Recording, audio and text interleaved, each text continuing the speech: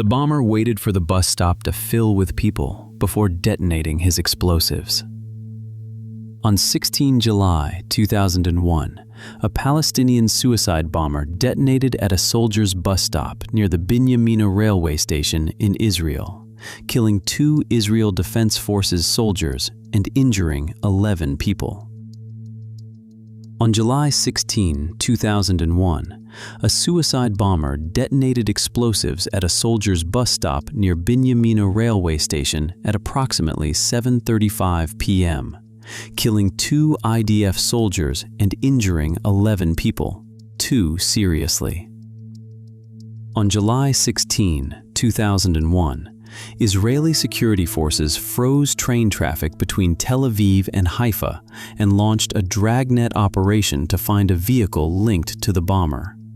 Several Palestinians staying illegally in Israel were detained. On July 16, 2001, the IDF responded with tank fire on Palestinian Authority security installations and Force 17 positions. Israeli helicopters struck a house in Bethlehem belonging to Fatah militants, killing 4. The case is recorded as solved. This case file is kept in memory of the victims and the people who loved them. The full sourced case file with every fact cited is at casepin.org.